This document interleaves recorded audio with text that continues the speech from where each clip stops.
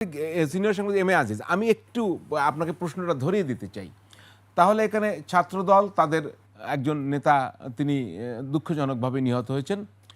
তো সেখানে শিবিরের পক্ষ থেকে পরিস্থিতির কথা বলা হচ্ছে, আবার ওনারা দাবি করছেন যে বিভিন্ন প্রপাগান্ডা চালানো হচ্ছে, যেটি আমরা রাকিবুল ইসলাম ছাত্রদলের সভাপতির বক্তব্য ক্লিয়ার হলাম।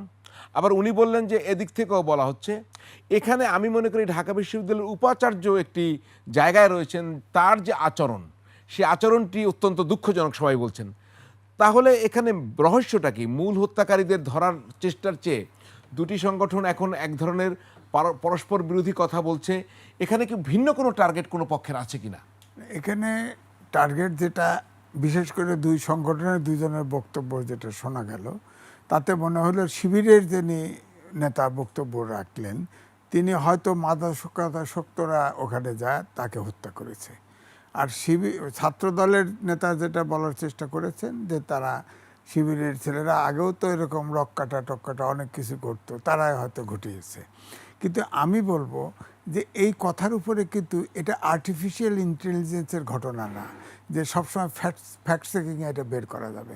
আপনার 4 বছর আগের একটা ঘটনা দেখেন, নিকুঞ্জের পাশে একটা ইউনিভার্সিটির মেয়ে মৃত পাওয়া গেছে জঙ্গলের ভিতরে, তাকে রেপ করে মেরে ফেলেছে।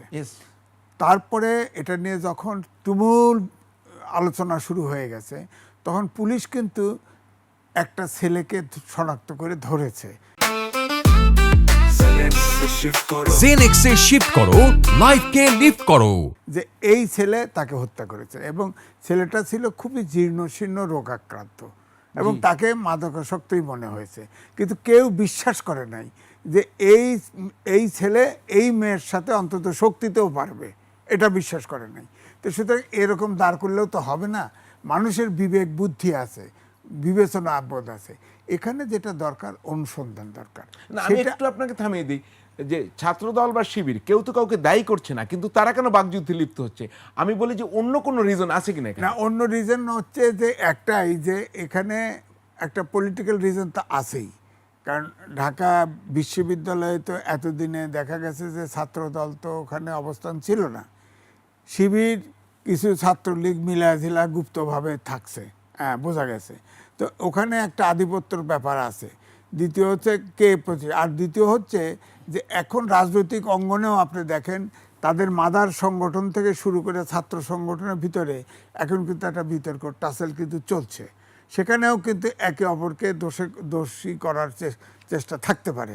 তা আমার মূল কথা হচ্ছে যে অনুসন্ধানটা তো প্রপারলি হচ্ছে না, এইটা হলো ব্যাপার। এই যে ধরেন, এই যে বলা হলো যে শ্রমিক দলের এক সদস্য এই হত্যাকাণ্ডে জড়িত থাকতে পারে, তাকে তো ছাত্র দলের ফাংশনে নিয়ে আসছে, সে তো বলছে তাদের লোক, তারা বলছে এটা তো ঢোপে টেকে না। তো সুতরাং এই জন্য বলছি যে পিওরলি এইটা ইউনিভার্সিটির হাতে শুধু ছেড়ে না দিয়ে এটা একটা গোয়েন্দা সংস্থা, প্রপার গোয়েন্দা সংস্থা দিয়ে এটা ইনভেস্টিগেট করা এবং প্রকৃত কিলারকে ধরা, এবং এরকম ঘটনা ঢাকা ইউনিভার্সিটির আশেপাশে